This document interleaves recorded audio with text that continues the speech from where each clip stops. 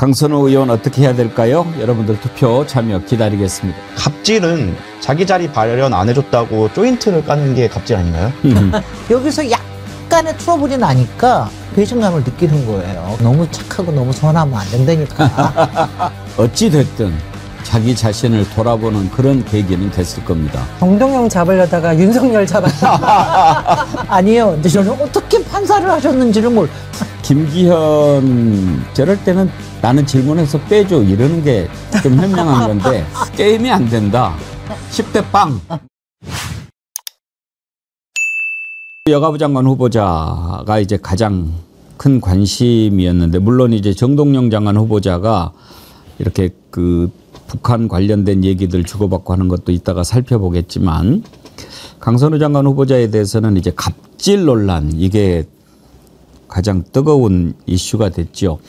김진애 의원님 강선호 장관 저쪽에서부터 먼저. 부담스러우세요? 부담스럽죠, 당연히. 당연히 부담스럽죠. 개인적으로 문제가 많다고 생각하십니까? 아니, 저는 이제 이런 생각을 항상 하거든요. 개인적으로 문제가 없는 사람이 세상에 없습니다. 맞습니다. 저는 모든 사람에 문제가 있다고 생각을 예. 해요. 그 다음에 이제 자기가 모르는 채로 한 게 딴 사람한테 상처를 줄 수도 있어요. 그리고 이 경우에도 많이 저기 보면은 제가 왜냐하면 저도 보좌관을 했던 사람으로 왜냐하면 제가 부담스러울 때도 있어요. 왜냐하면 보좌관들은 나름대로의 간섭과 이게 있어서 어떻게 해야 된다라고 생각하는 게 그러니까 의원님을 막 모시려고 하는 그런 보좌관이 있는가 하면 또 그런가 하면은 정말 요새 세대들은 옛날하고 다르거든요. 딱 일만.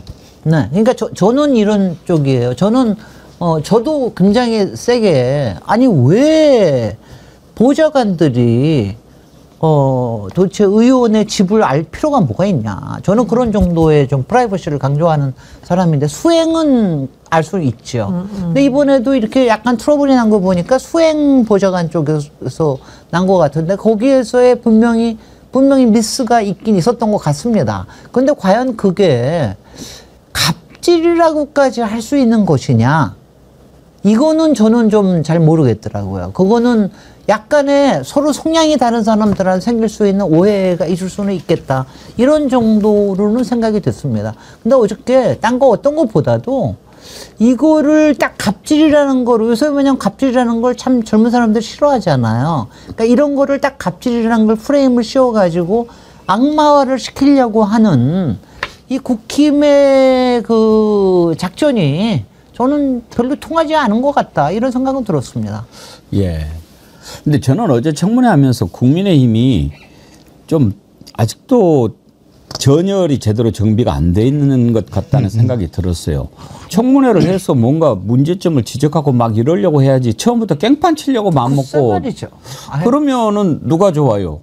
후보자만 좋은 거지. 좋은 거 아닌가요? 그럼요. 그러니까 국민들은 물론 이제 논란이 됐던 부분도 알고 싶지만 초대 내각의 장관 후보자입니다. 정말 장관으로서 정책적인 부분에서 준비가 잘 되어 있는지 부처에 대한 철학을 정확하게 이해하고 있는지 등인데 어제 보니까 조국혁신당의 정춘생 의원님이 아마 정책지를 되게 많이 준비하신 여성가족 비서관 출신이고 하니까 그런 부분은 좀 우리가 그래도 높이 평가를 할 수 있는 거죠. 그런데 너무 인신공격적으로 모욕을 주는 그거는 솔직히 또 다른 갑질 아닙니까? 그 자체가 갑질이죠. 그렇습니다. 아니 지적할 수 있고 질의할 수 있어요. 근데 상대방의 해명을 듣거나 정확한 입장을 듣지 않냐고 처음부터 낙인 찍어놓고 막말 주고 망신 주고 이건 아니죠. 국민들도 그거 보고 싶지는 않으셨을 거고 청문회가 좀 본래의 목적으로 갔으면 좋겠고 저는 사실 깜짝 놀란 게 정동영 통일부 장관 후보자 검증하겠다면서 집에 그거 무단으로 들어간 거 범죄 아닙니까, 변호사님? 범죄죠. 주거침입입니다. 아니 이거는 검증이 아니라 검증을 빙자한 범죄는 아무리 야당이 제대로 검증하겠더라도 저는 변명의 여지가 없다. 이거는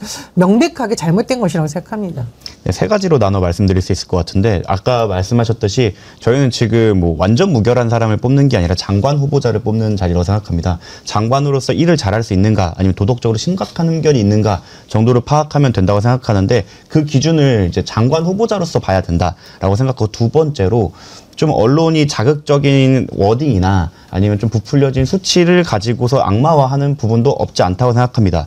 뭐 보좌관 교체 건수 같은 경우에도 승진을 위해서 면직하고 다시 뭐 하거나 이런 것까지 중복 포함된 거라고 확인이 됐는데 정말로 교체한 건수는 일반적인 통계에 비추었을 때 평균과 크게 다르지 않다라고 한다고 하면 또 이 프레임이 과연 적당한가라는 의문도 있고 뭐 변기 얘기 같은 경우에도 본인에게 직접 하기보다는 뭐 소통을 해갖고 사람을 불러달라 이런 취지였다고 한다면 사실 자극적으로 받아들이는 거에 비해서는 문제가 생각보다 크지 않을 수 있다라고 생각을 합니다. 마지막으로는 갑질은 자기 자리 발현 안 해줬다고 조인트를 까는 게 갑질 아닌가요?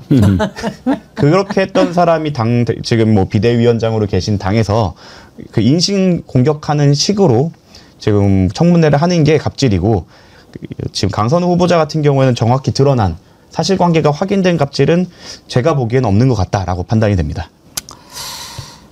봄마실님, 지금까지 강선우 의원 의정활동이나 언행 성품을 봤을 때 악한 성품은 아니다라고 주관적 판단을 했습니다. 그러셨는데 그리고 세상이 많이 달라졌죠. 옛날에는 뭐 그런 정도는 시킬 수 있는 거 아니야? 뭐 이렇게들 생각하고 살았지만 요즘에는 군대에서도 뭐 사단장이 사병한테 이렇게 집안일 시키고 이러면 바로 할랍니다. 그럼요.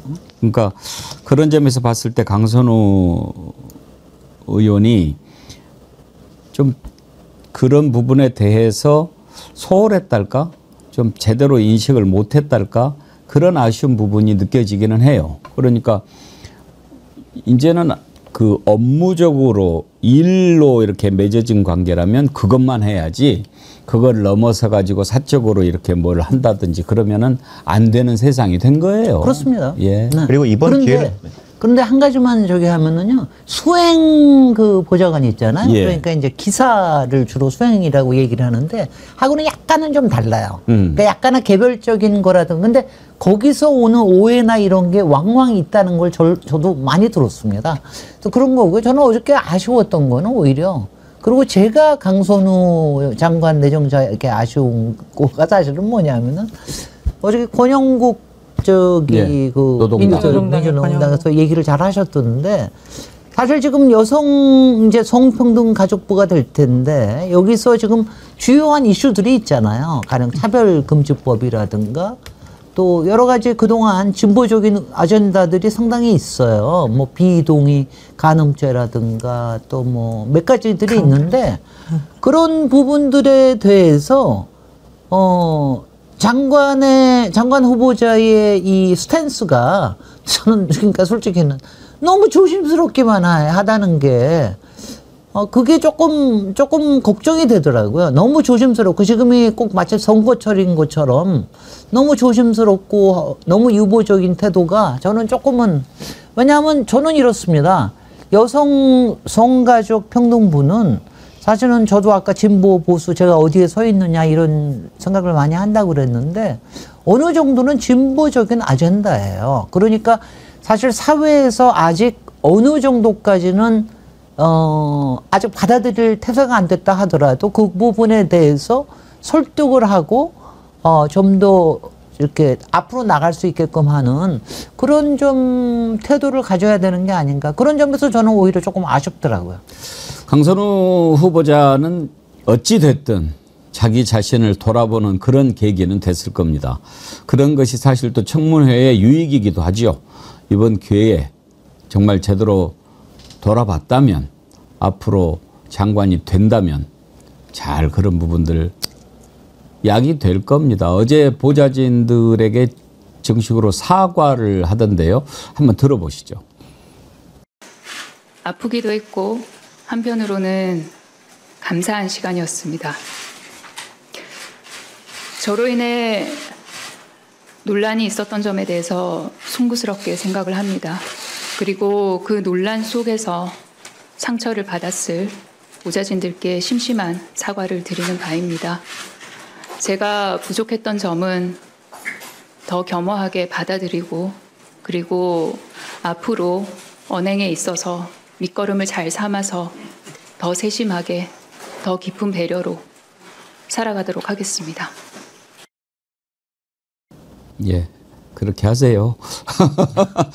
강선우 의원을 이재명 대통령이 장관 후보자로 지명했을 때 왜 했겠습니까? 여러 가지가 이제 있는데 지금 보좌진들한테 저런 그 잘못된 부적절한 지시를 했던 거 그런 것까지 어떻게 대통령이 알았겠습니까?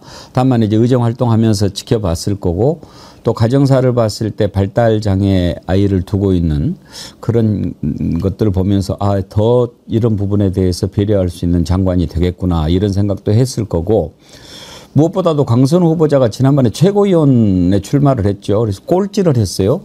꼴찌를 했는데도 계속 웃더라고요. 그래서 제가 여기 정치1번지 출연해서 인터뷰를 하는데 왜 꼴찌한테 그렇게 웃냐 그랬더니 그래도 그렇게 하는 모습이 자기는 민주주의에 걸맞다는 생각으로 그렇게 했다라고 얘기를 했을 때 참 좋은 자세를 가지고 있구나 좋게 봤거든요. 근데 또 저런 게 드러나서 좀 아쉬웠고 개인적으로는 또 아쉬운 게 좀 그 멋진 표현을 하려고 노력을 좀 많이 하는 게 그게 조금 거슬립니다. 말이죠. 저도 그런 거 하는데, 저도 그런 생각을 하는데, 그러니까 너무 착해요. 아하. 착해 보이려고 하는 게, 아니, 그러니까 착하다고 표현은 안 할게요. 선해 보이려고 하는 게 너무 두드러져요. 그러니까 이게 뭐냐, 모범적인 답안을 내고, 그러니까 외모에 있어서나 말하는 언행에 있어서는, 그러니까 그런 이미지가 여태까지 저한테도 박혀 있었고, 주변에도 너무나 박혀 있는데, 여기서 약간의 트러블이 나니까, 그러니까 사람들이 약간의 배신감을 느끼는 거예요. 그게요. 그래서 사람이 제가 항상 얘기하잖아. 너무 착하고 너무 선하면 안 된다니까.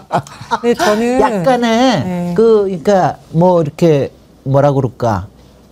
이렇게 스파이스도 있고 독한 데도 좀 있고 뭐 어떤 때는 좀 이렇게 탁 치받기도 하고 뭐 이러는 게 좀 있어서 아 저런 게 저 사람은 약간 이게 저것도 있겠구나 약점도 있겠고 단점도 있겠구나 이렇게 하는 거 너무 평소에 선하고 착하면은 참 힘듭니다.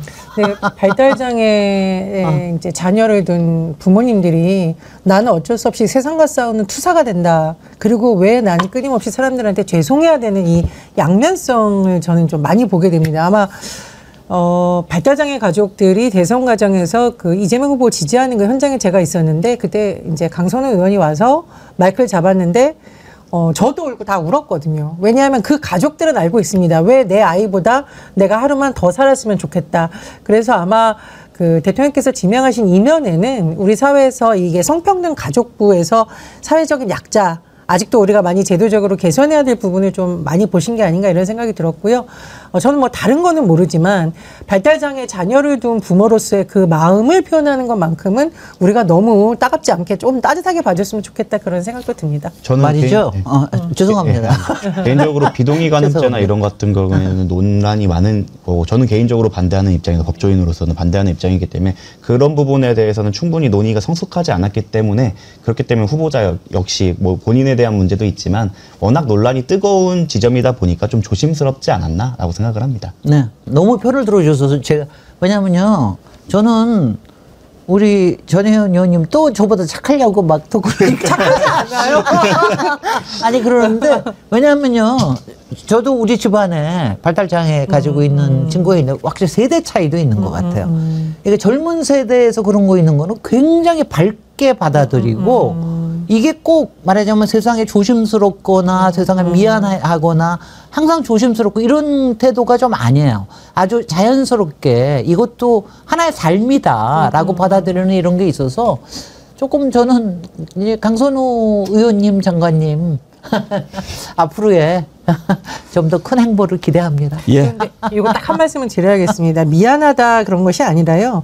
강선 의원이 페이스북에 딩동댕 유치원 사진을 올리면서 딩동댕 유치원에 보면 발달장애 아동을 불쌍하거나 배려하는 대상이 아니라 그냥 친구들하고 노는 것으로 등장한 그 내용을 페이스북에 제가 딱 올린 걸 보고 제가 그걸 놓고 얘기를 한 적이 있습니다. 그래서 말씀해 주신 것처럼 과거의 일부 그런 부분들은 늘 부모들이 미안해야 되고 배려를 받아야 되겠지만 이제는 우리가 제도적으로 그냥 같이 살아가는 조금은 다른 특성을 가진 사람이다라는 인식을 좀 하는데 앞장서 줬으면 좋겠다. 네. 그런 말씀을 드리는 겁니다. 저도 그렇게 예. 생각해요. 자, 강선우 의원 어떻게 해야 될까요? 여러분들 투표 참여 기다리겠습니다. 12시에 공개하도록 하겠습니다. 그리고 이제 정동영 통일부 장관 후보자 어제 청문회가 있었는데 김기현 의원이 이렇게 뭐 열심히 질문을 하던데요. 다 못 보셨죠? 일부를 한번 보여드릴게요. 보시면서 여러분 어떻게 생각하셨는지 한번 나눠보도록 하겠습니다. 보여주시죠. 10월 3일 날은 좌표로 받았는데 예, 다른 겁니다. 예. 김기현 의원 질문 답변하는 내용 준비가 됐나요? 예, 틀어주십시오.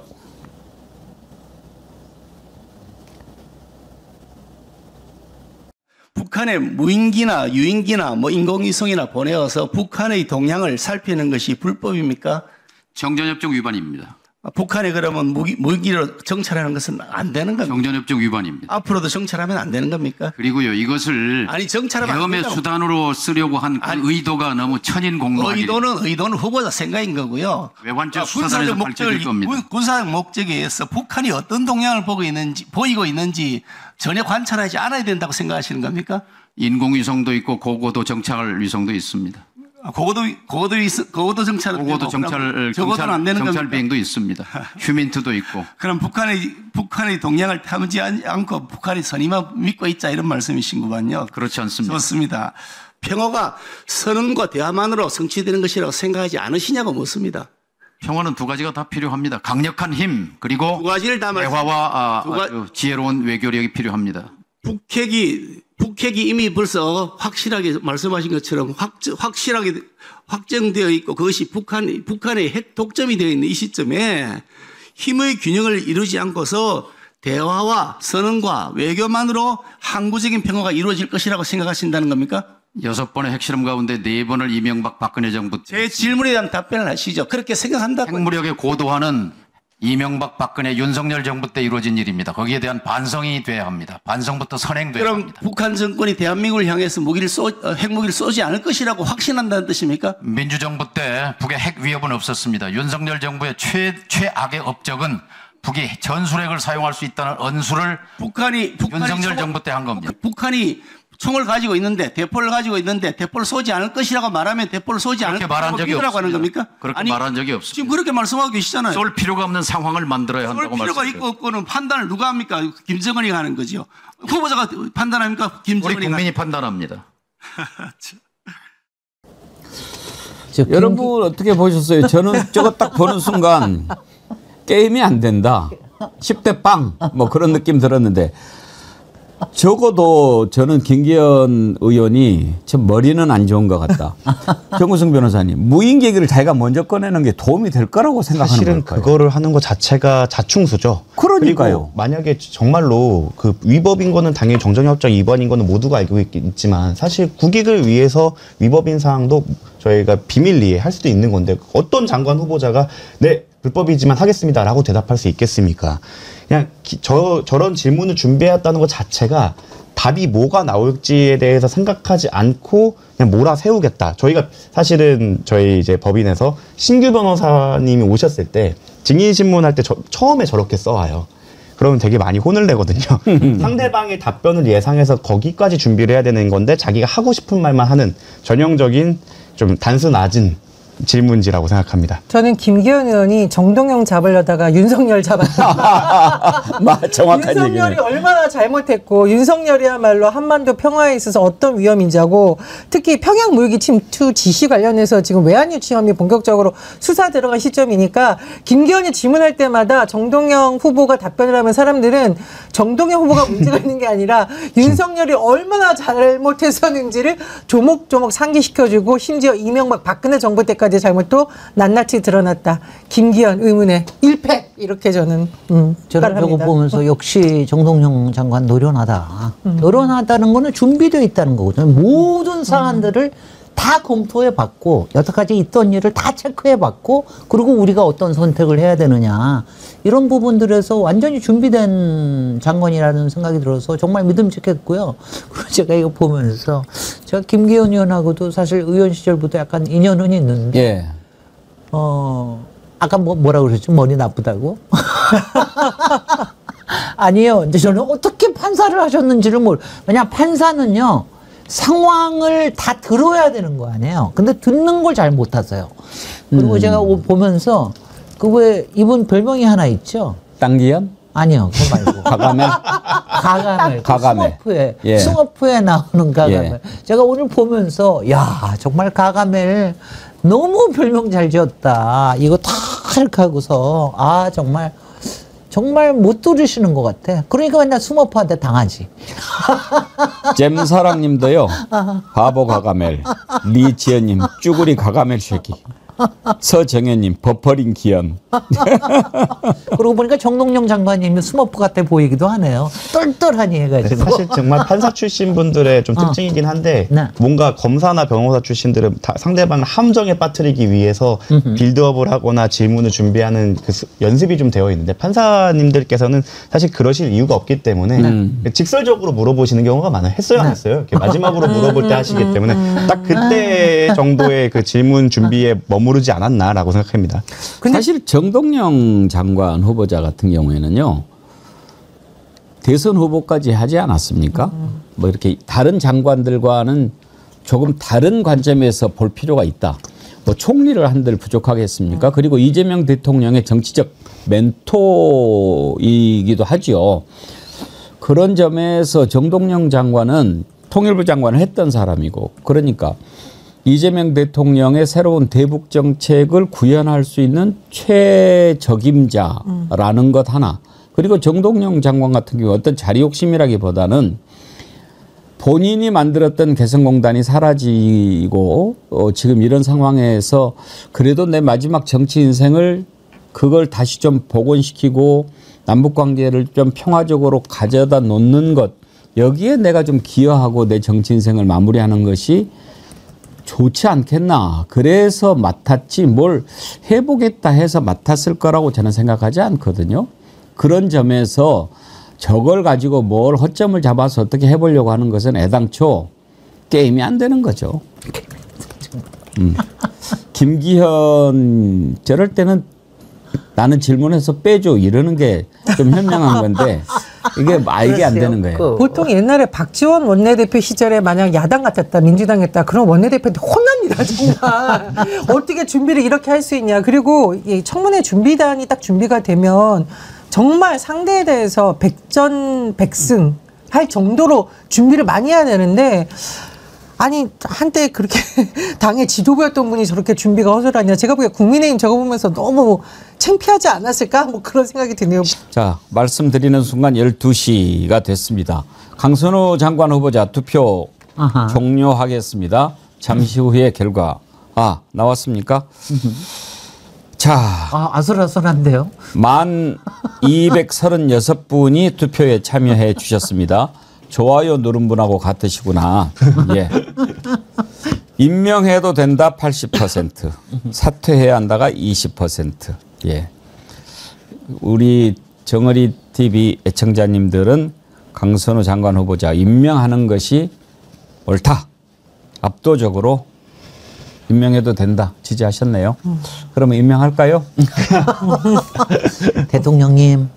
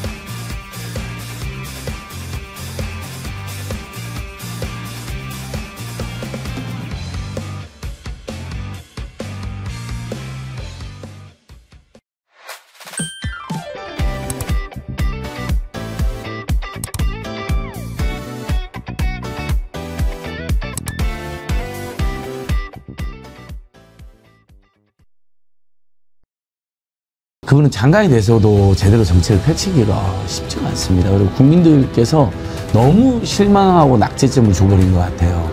그래서 왜 그분이 추천됐을까?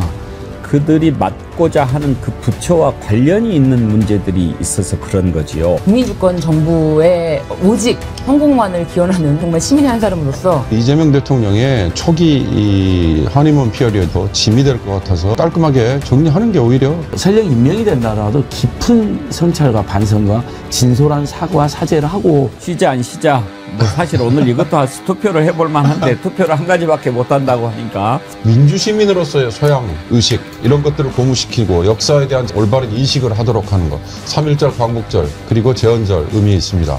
개천절은 오히려 그런 점에서 보면 비교적 최근 사건인 뭐 촛불시민이나 비체혁명은 나중에 집어넣는다 하더라도 헌법 12조 사항에 이제 검사가 구속영장을 검사 많이 청구할 수 있도록 되어 있는 거, 이게 헌법에 들어갈 내용도 아닌데 이걸 굳이 헌법에다가.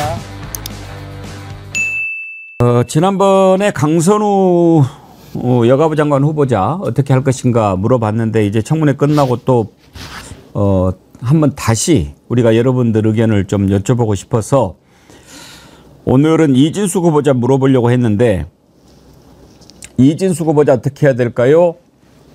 강선우 후보자 어떻게 해야 될까요? 이렇게 올리려고 했더니 이 투표를 동시에 두 개를 할 수가 없게 돼 있더라고요. 구글 시스템이. 하나밖에 안 된다고 그래서 지금 저희가 설문을 4가지를 올렸습니다. 그러니까 첫 번째는 둘 다 임명해도 된다. 두 번째는 둘 다 임명하면 안 된다. 그리고 세 번째는 강선우 후보자는 임명하되 이진숙은 안 된다. 네 번째는 강선우는 안 되고 이진숙은 된다.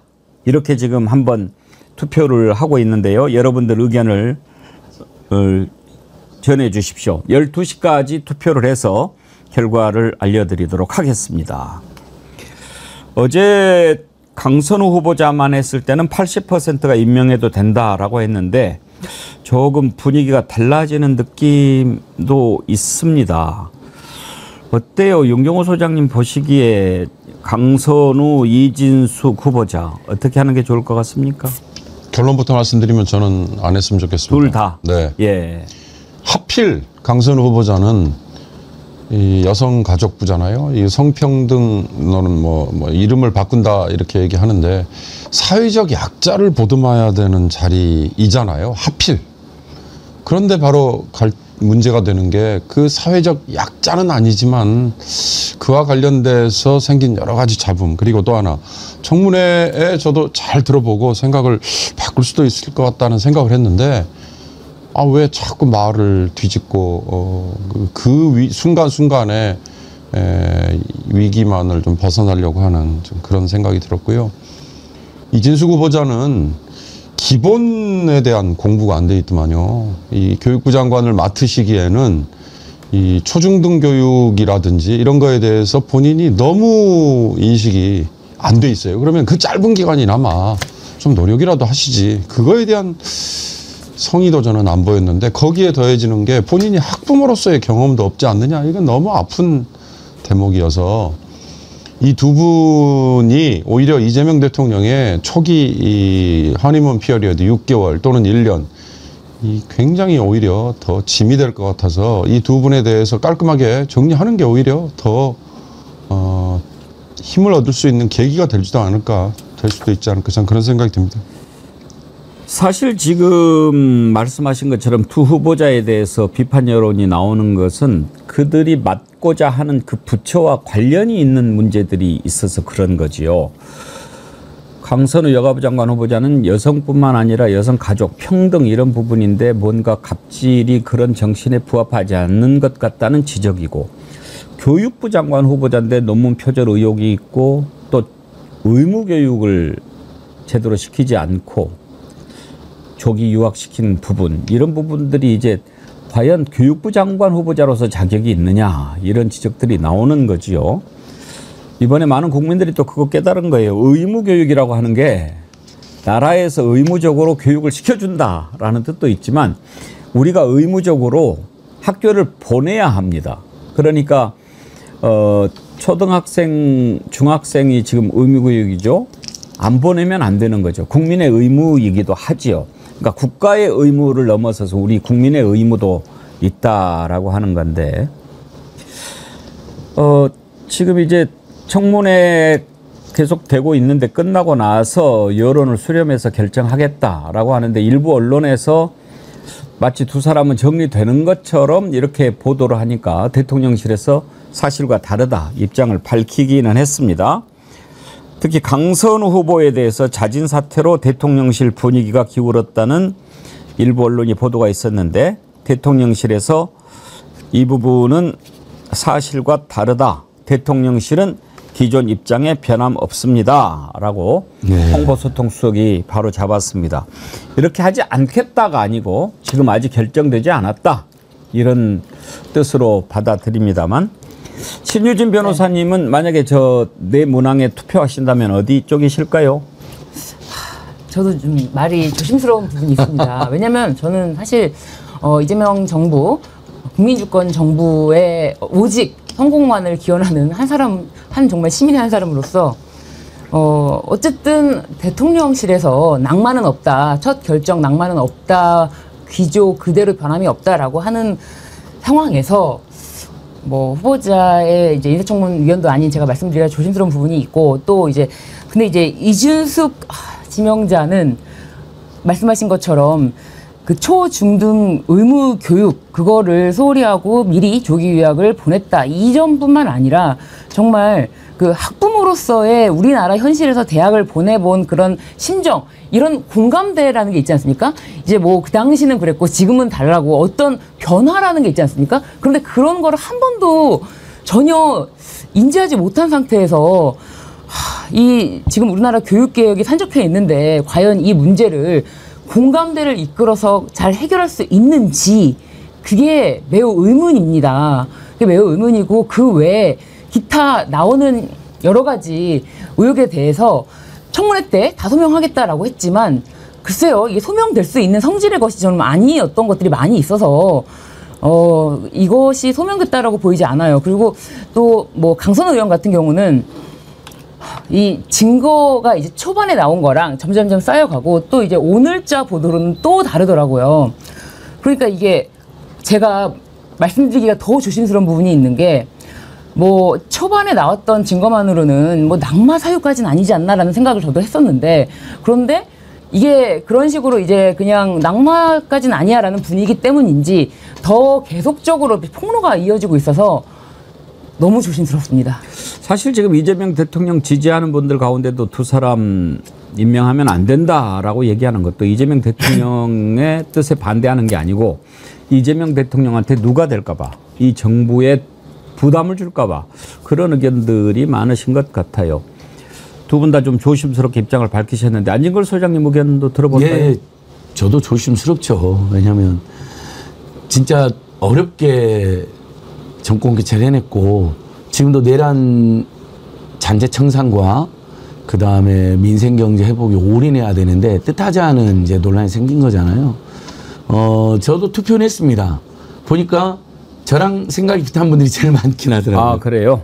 근데 뭐냐면 저는 이진숙 후보자님은 상당히 어렵지 않나 하는 생각이 들더라고요. 왜냐하면 교육시민단체들이 이렇게 일제히 다 나서고 반대하면 그분은 장관이 돼서도 제대로 정치를 펼치기가 쉽지가 않습니다. 그리고 국민들께서 너무 실망하고 낙제점을 줘버린 것 같아요. 그래서 왜 그분이 추천됐을까? 인수위가 없어서 인사검증이 제대로 안 되고 몇몇 분의 추천이 강하게 들어간 것 같은데 저는 그런 부분들까지도 좀 점검을 해서 조금 공석이다 하더라도 그래도 국민주권 정부에 걸맞는 분이 올 수 있도록 더 노력을 했으면 좋겠고요. 강선 후보자는 저는 아직도 마음을 정하지 못하겠습니다. 그분이 의정활동이라든지 이런 거 했을 때 저희들이 많이 응원 보내고 그런 게 또 있었거든요. 근데 저는 결정적으로 그 민주당 보좌관협의 역대장들이 반대 성명을 냈잖아요. 이것은 굉장히 큰 타격이고 아픔입니다. 그렇다면 본인도 설령 임명이 된다라도 깊은 성찰과 반성과 진솔한 사과와 사죄를 하고 국민들 앞에서 정말 열심히 일해서 성과를 내는 거로 보답하겠다. 아주 중차대한 그런 그 절박한 모습을 좀 보여줘야 되겠다 이런 생각이 들더라고요. 네, 여러분들 투표 12시까지 참여하실 수 있습니다. 끝나는 대로 결과를 여러분께 알려드리고 오늘 투표 결과를 민주당과 대통령실에도 좀 전달하도록 하겠습니다. 우리 정월 의원님들의 의견은 이렇다. 투표를 12시에 마감했는데요. 이진숙, 강선우 후보자 어떻게 해야 할까요? 모두 11,656분이 투표에 참여해 주셨습니다. 가장 많은 의견은요. 강선우는 임명하자. 그런데 이진숙은 안 되겠다가 37%입니다. 그 다음으로 둘 다 임명하면 안 된다가 34%, 둘 다 임명해도 된다가 26%인데요. 강선우는 임명하면 안 되고 이진숙은 임명해도 된다가 설문에 들어가긴 했는데 이건 2%밖에 안 나왔습니다. 세 문항이 거의 비슷하게 나왔는데 그래도 가장 많은 의견은 강선우는 임명하자, 이진숙은 안 된다. 그리고 둘 다 임명하면 안 된다가 상대적으로 많이 나왔네요. 저도 3번을 찍어서 그랬죠? 예, 아까 말씀드렸는데 1, 2번의 의견들도 다 또 일리가 있으셔가지고 이해가 돼요. 그리고 다소 좀 예민해가지고 요 발언들은 방송 때마다 비판을 받기도 하더라고요. 근데 패널도 또 고뇌가 많으니까 또 정보의 차이나 판단의 차이가 있으니까 요 이슈는 좀 서로 조금 더 너그럽게 서로 소통했으면 좋겠습니다. 예. 예. 둘 다 안 된다는 분도 꽤 되시잖아요. 그렇죠. 34%면요. 그 여론을 우리 정어리 TV처럼 이재명 후보에 애정을 가지고 있는 분들 중에 34%면 그런 여론을 대통령실도 민주당도 함부로 여기서는 안 되는 거죠. 둘 다 임명이 된다는 분들의 의견도 매우 중요하지만요. 예. 그러니까 종합적인 고민할 수 있도록 서로 열어놓고 토의를 했으면 좋겠습니다. 네. 투표에 참여해 주신 여러분께 감사드립니다.